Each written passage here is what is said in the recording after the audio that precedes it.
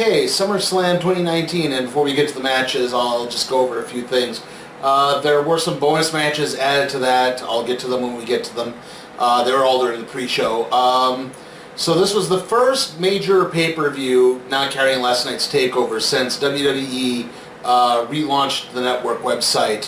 They moved to a different provider that was supposed to be easier for searching for old content, and it was supposed to be better streaming technology. Unfortunately, right off the bat, it didn't quite look that way, as the audio sync was off all night. Like, it was really bad. Like, you could tell people were saying words before their mouths were moving. The ref was counting, and you could hear the kick out happen before the ref was even counting two in some cases. So yeah, it was. At first, I thought it was just me, like maybe it was a network problem, or maybe my own private, obviously my internet connection. I mean, by network there, or we were getting hit with a thunderstorm at the time, so maybe it was the weather, wreaking some havoc with things. But no, apparently I was not the only one. A lot of people were complaining about this online, so. I guess maybe it was just the revamping of the website or the network or however it works. So yeah, there could be that. Let's see. Like I said, the screen did crash once about 20 minutes into the pre-show, but it was only about 5 minutes long, and it got to working again pretty quickly. So thankfully, it didn't really have any problems. It had a few stops and starts, but didn't completely crash. After that, so at least there was that going for it. Okay, so also there was a kind of running motif again with the 24/7 championship. Drake Maverick has been looking for it so he can face R-Truth again and win it back and consummate his marriage. And on top of that too, he did it during the kickoff. He came through the set on the kickoff show, and it turned out R-Truth and Carmella were actually hiding under the desk, the front part of the desk, where you see like the logos and stuff like that. That's where they were hiding. And then another time they posed as members of the international announce team. They were, I believe, Canadian announcers, but they were talking with a British accent.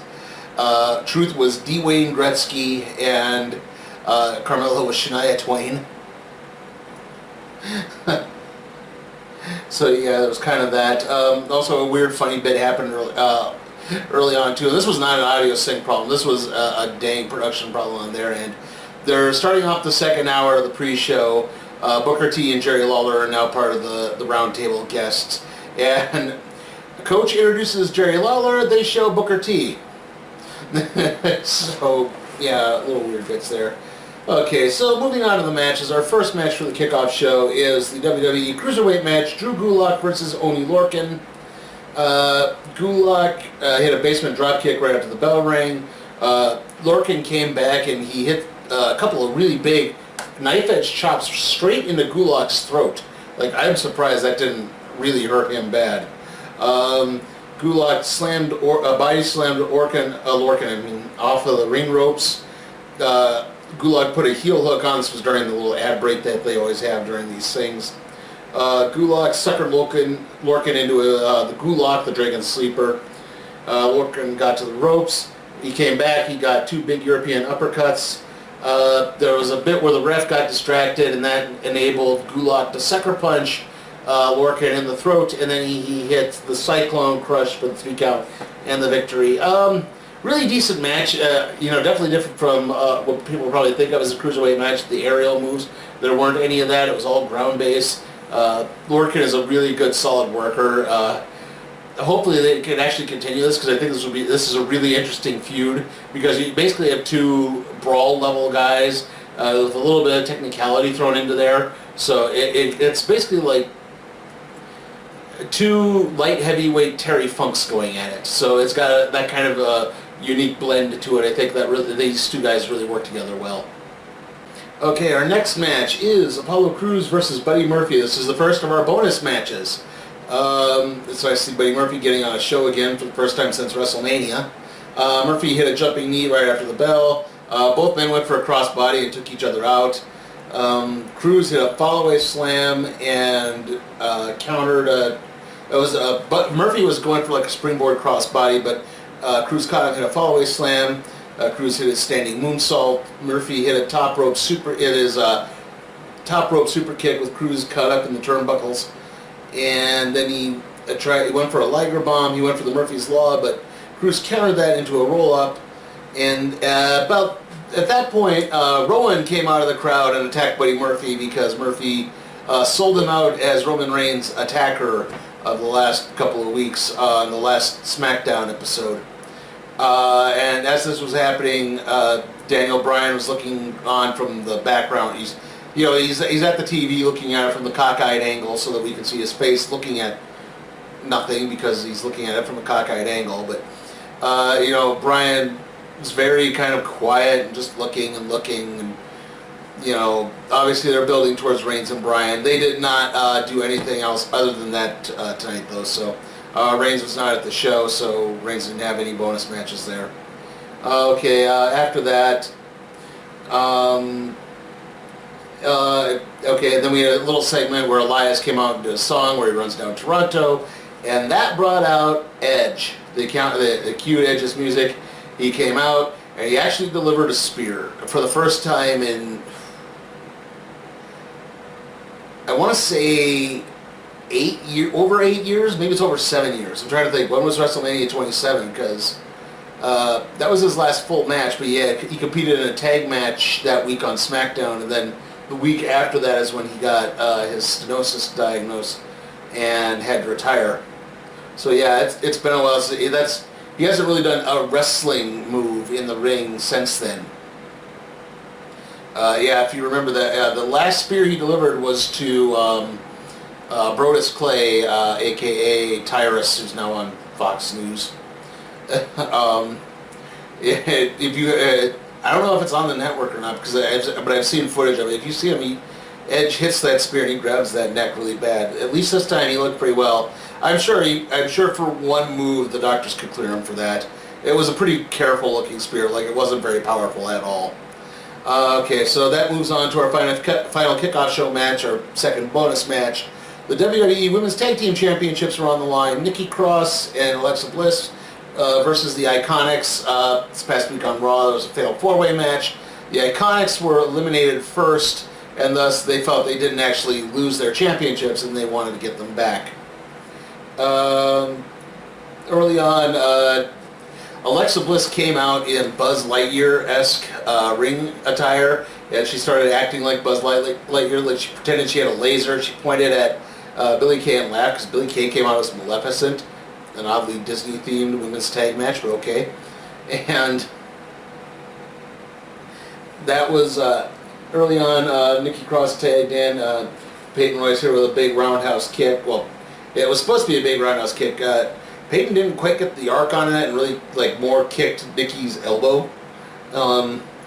Royce and Cross took each other out of the cross bodies. Bliss got the hot tag at another point. Peyton Royce distracted Alexa just long enough for Billie Kay to hit the big boot. Royce got back into the match and hit, what do they have here? The gory bomb on Alexa Bliss, but only got a 2 count. Bliss came back and Peyton Royce started to flip out. She was throwing a tantrum, and that enabled Bliss to get in a quick forearm shiv and then hit the Twisted Bliss for the 3 count of the victory. Really forgettable match, unfortunately. It didn't really go much anywhere. All 4 of these women are way more talented than that. They deserved a better showcase than a last-minute thrown on the show match. So hopefully they rectify this in the future. Okay, moving on to the show proper, we opened up with the Raw Women's Championship submission match, Becky Lynch versus Natalya. Again, maybe this was the audio sync problem, but there was a delay with Becky's music during her intro. The crowd just kind of sat there in dead silence for about 3 or 4 seconds before they kicked it on.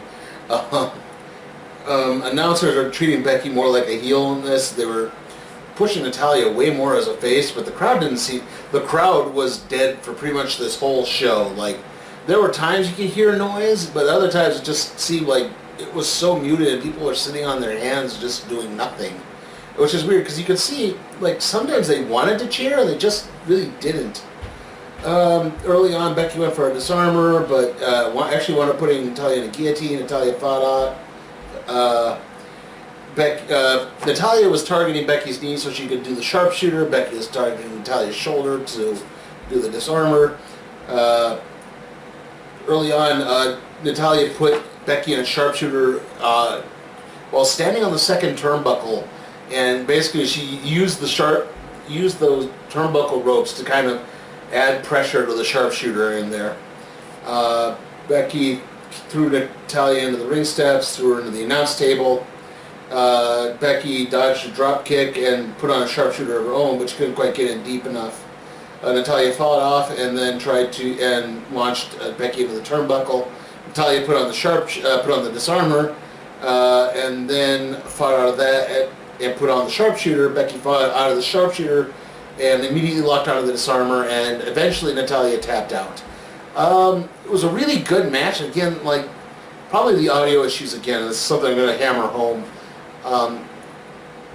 Something just kind of killed a little bit of this for me. It was really good, and it seemed like that was when right at the apex, the crowd was into it, and then it just kind of petered out again. Like I said, it's not surprising that they didn't put the belt on Natalya again, but it does seem like they're building for a longer feud here. Okay, after that match, we had a backstage interview segment with Trish Stratus, who said she had something to prove to Charlotte because Charlotte says, she pioneered the women's revolution, but really it was people like Trish and Lita and others who did the same, fought hard to get at least decent women's wrestling on, not just the bra and panties matches. And in a way, it kind of dovetails into what our next match is, and that would, of course, be the Goldberg versus Dolph Ziggler match. Right off the bat, Ziggler gets on the microphone, runs down legends, says, "I'm better than all of them, I'm the best ever, I steal the show." I bet Goldberg's not even going to show up. Of course, that's when Goldberg's music hits. Ziggler did set off right off the bat. He hit a super kick to surprise Goldberg and tried to get a couple more moves, but then Goldberg speared him, jackhammer, victory. After that, Ziggler grabbed the microphone and still said, "You didn't stop me, no one's going to stop me, you're just a loser." Goldberg gets back in the ring, spears Ziggler again. Again, Ziggler grabs the mic and says, "No one's going to beat me, you can't beat me one-on-one," which, yeah, like, really, you need to figure out a better saying than that. And then Goldberg speared him a third time, and that just kind of ended it. Definitely entertaining, not surprising that Goldberg won in a squash, but yeah, that's just kind of how it goes. Hopefully we can finally start de-emphasizing Ziggler's push again. Like, it's just over. Like, I let him go and maybe have him go to Ring of Honor or something. Maybe there he can resuscitate what little remains of his career, because it's just dead in WWE at this point. Okay, so after that, our next match is the United States Championship match, AJ Styles versus Ricochet. Early on, Ricochet came out, he was in a Nightwing attire, basically. His attire looked like the Nightwing costume. And early on, Ricochet actually used Luke Gallows' shoulders to jump off of and do a head scissors on Styles. At that point, Styles attacked Ricochet's leg. Ricochet sold a knee injury for the rest of the match. Styles used the ropes to perform kind of a half Boston Crab maneuver. Ricochet did get some offense, and he hit a one-legged springboard clothesline. He dodged an attack and hit a sunset flip. Styles came back and hit the Shigurashi neckbreaker. Ricochet, again, still selling his knee injury, managed to hit a jumping enziguri. Styles locked on the calf crusher, but Ricochet fought out of that and locked on the Anaconda Vice. Gallows and Anderson got involved again. Ricochet hit Gallows with the moonsault. Ricochet went up to the top rope, but Styles caught him and hit the Styles... actually, Ricochet went for a Phoenix Splash. Styles caught him and hit the Styles Clash for the 3 count of the victory. It was an alright match. Again, the crowd just kind of did... Maybe, again, I know I'm hammering home the audio, and I'll apologize if I run this to death, but I wonder if that just happened because the crowds, a lot of times, just didn't seem to be very into some of these matches, even though they were actually pretty good. And this was too. I do kind of wish maybe they put the championship back on Ricochet because, well, what happens later tonight, I wish that AJ Styles would move on to feud with that person. But at this point, I don't know. After this, the OC, the original club, which is weird because one of them's not technically original, attacked Ricochet. Gallows and Anderson hit the Dream Crusher. We then went to a backstage segment with the Street Profits, where Angelo Dawkins said he wanted to ask Nikki Cross out, and then Ric Flair showed up. Okay. Okay, our next match is the SmackDown Women's Championship match, Bayley versus Ember Moon. Sorry.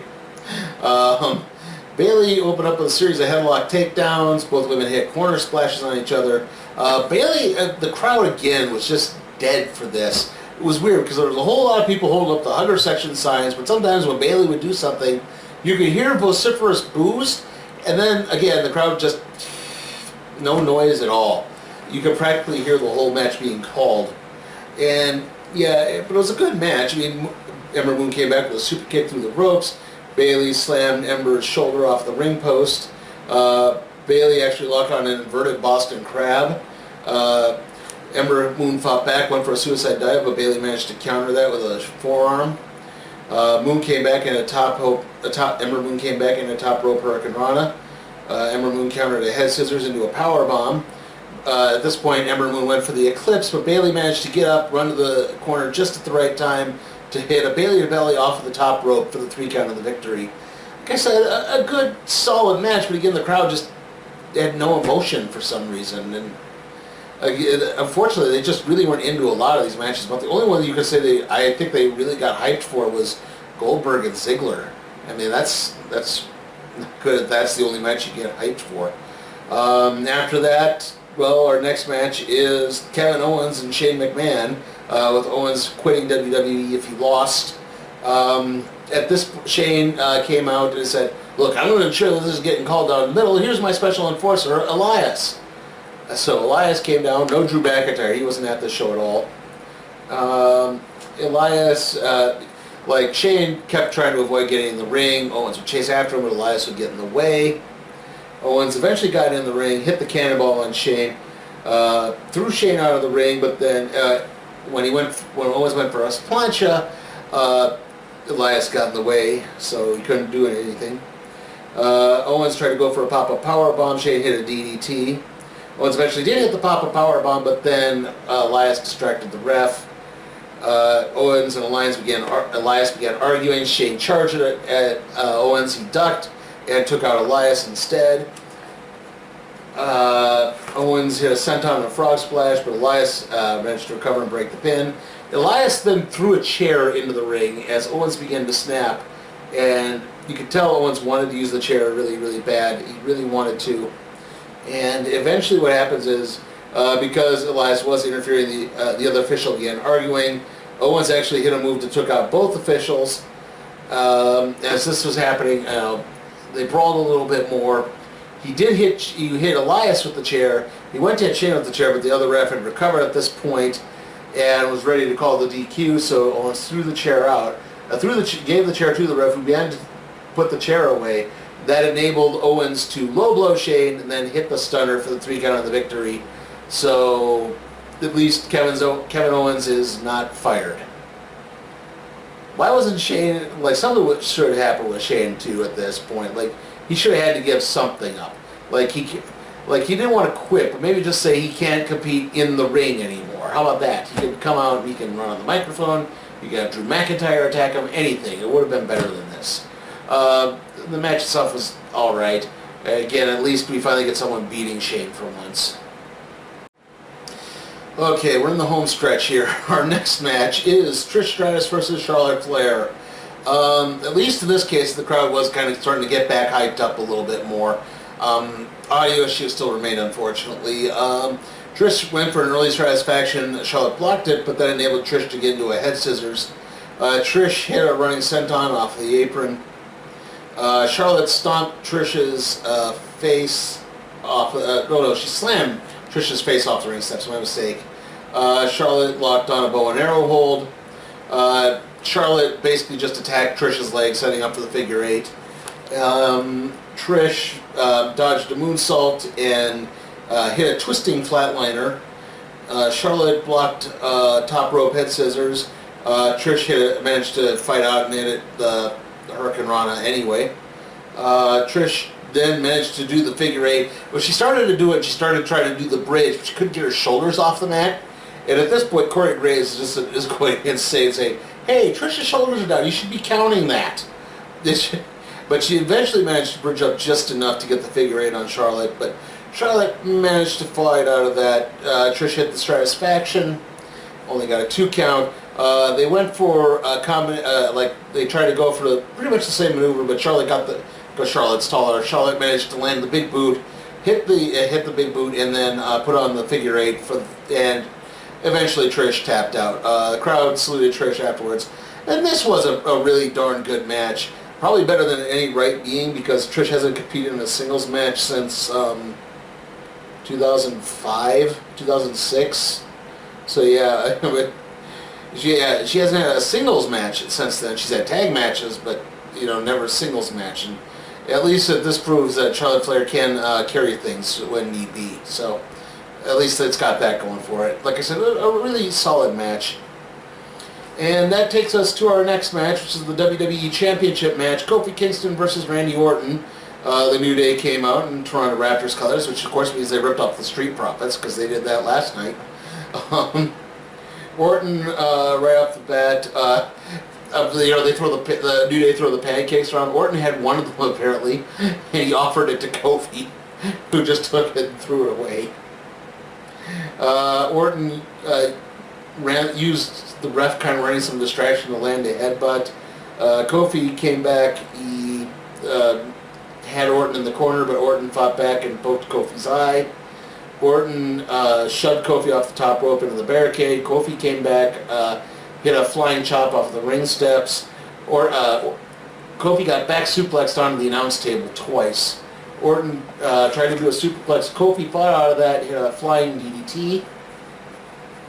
Kofi went for the Trouble in Paradise. Orton hit his neck breaker out of that. Orton hit his Hangman DDT.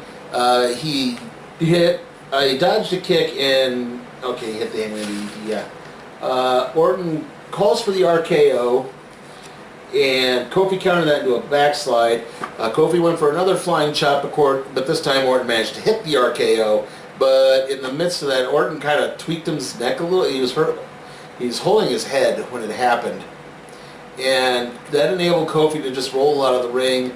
Orton went after Kofi, but around the same time, but he was starting to beat him up, trying to get it, again, trying to set up for another RKO, but he then noticed Kofi's kids, and he began taunting them. And Kofi got up and attacked Orton, and at that point the ref immediately called for the bell, which was confusing, because they said this was a double countout.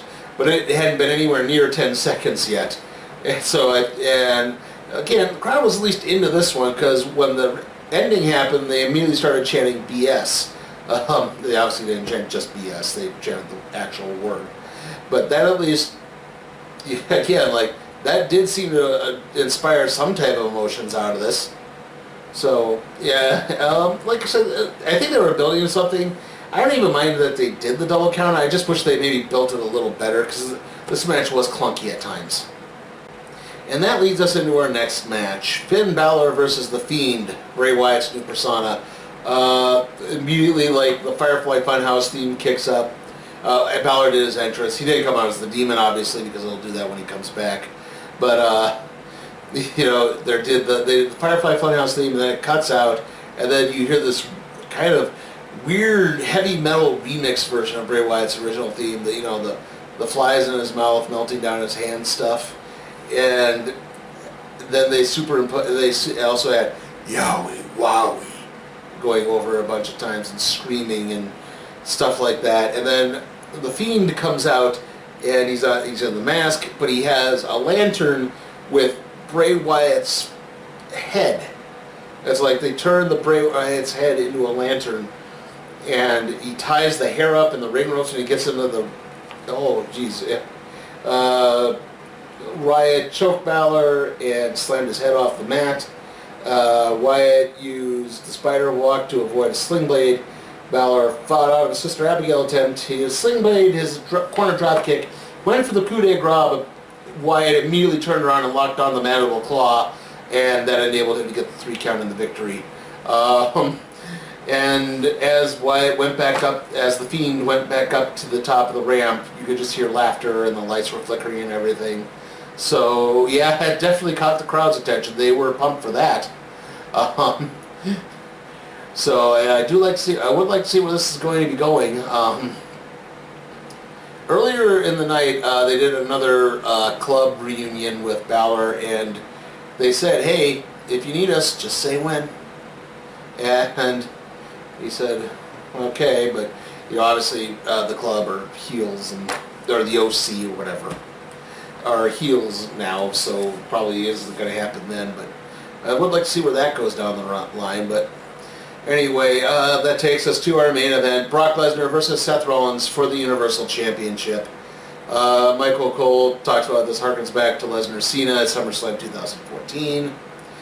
Someone up there had a sign that said, "If Brock wins, we riot." So it's like, since I didn't have high hopes for this match, since I thought we were going to get another long Lesnar run, oops, maybe I spoiled something. I was like, oh, goody. Oh, great. I wonder if there actually would be a riot if Lesnar wins. Like I said, the audio was just off all night. Lesnar immediately targeted Rollins' injured ribs because he had the wrap around the abdomen and the chest, so he injured his ribs. Slammed Rollins off the turnbuckle. He didn't do any of the suplexes just yet. In fact, when he tried to do a suplex, Rollins flipped out and managed to hit the stomp. Rollins went for another stop, but Lesnar hit an F5 and then went to Suplex City. He then did a German suplex outside the ring. Rollins fought out of another F5 attempt and sent Lesnar into the ring post. Lesnar locked on a bear hug. Rollins managed to get to the ropes. Lesnar charged at Rollins. Rollins dodged. Lesnar hit the ring post again. Lesnar caught Rollins as he tried to do a jump off the apron, but and tossed him into the ring post. Rollins came in and got a super kick Brock Lesnar onto the table, onto I believe it was the Spanish announce table. He then did a frog splash all the way to the outside of the ring. Both men managed to just barely get in the ring ahead of the 10 count. Rollins hit a second frog splash.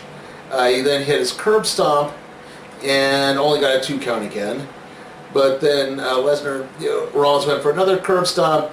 Lesnar went up for the F5, but Rollins got out of that, hits a super kick, hits a third curb stomp, covers for the 3 count, and thankfully we don't have another Brock Lesnar Universal title reign for now. Again, my hopes are not high. At least, again, the crowd did seem to be into this, especially when Rollins made his big comeback. And yeah, I know they were kind of building up the idea that Seth was going to be this underdog who would make this miraculous comeback. But the way Lesnar had beaten him, it really, like, I think he maybe went a little too far with that, because now it seemed wholly unbelievable. And in fact, a lot of people I've followed tend to overthinking that. Like, okay, at least Rollins got back. He's got the championship back.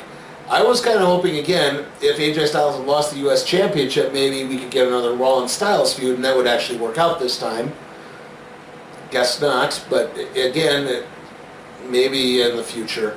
But I think they're right now the vignettes for Clash of the Champions, which is the next show on September 15th. They have Lesnar in that, so I have to wonder if they're building towards another Lesnar-Rollins match. And hopefully it'll be the last one if they do. So overall, like I said, most of the matches were good. Unfortunately, audio issues and whatever was with the crowd.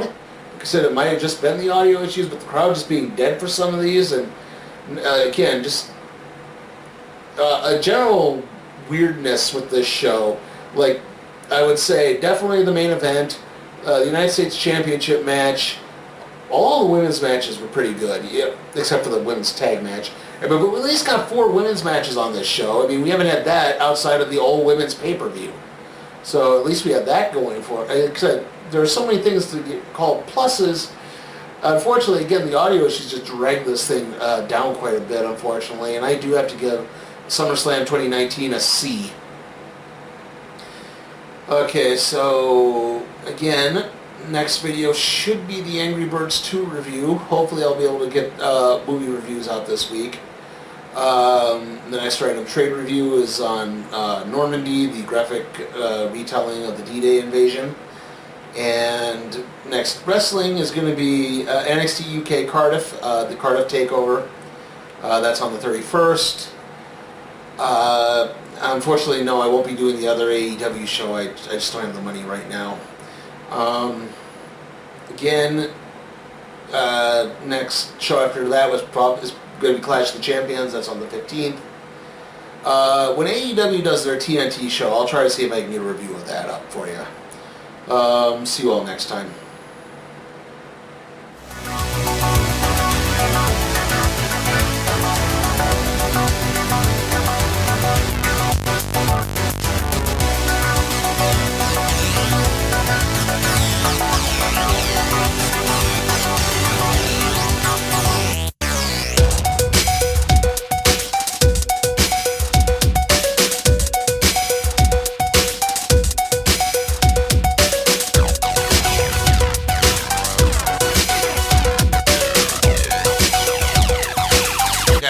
Are you tired of me constantly talking only about WWE and NXT? Want to see me expand my wrestling coverage? Check out my Patreon at Sleepy Time for Cat Productions. Also, remember, if you like the video, give it a like, share, subscribe, and ring that notification bell.